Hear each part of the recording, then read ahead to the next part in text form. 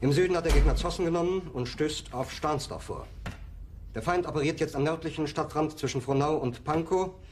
Und im Osten ist der Feind bis zur Linie Lichtenberg, Marsdorf, Karlshorst gelangt.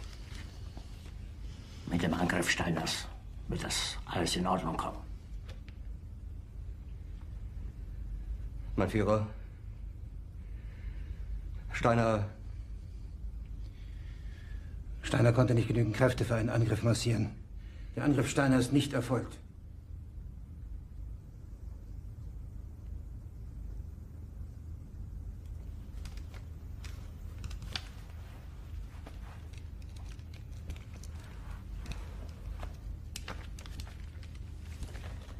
Es bleiben im Raum Keitel, Jodl, Krebs und Burgdorf.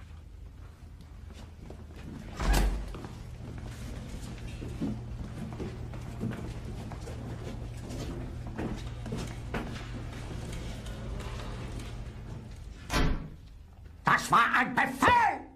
Der Angriff Steiners war ein Befehl!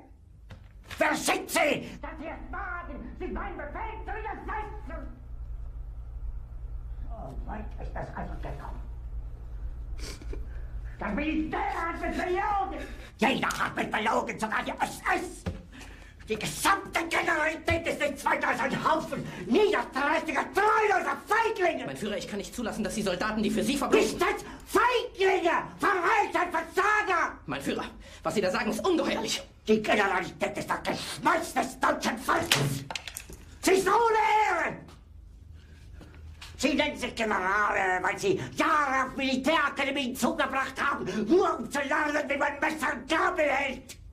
Jahrelang hat das Militär meine Aktionen nur behindert.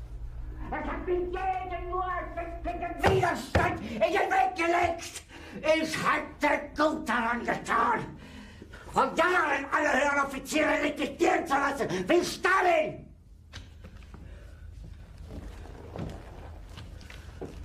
Ich war nie auf einer Akademie. Und doch habe ich allein auf mich gestellt, ganz Europa erobert.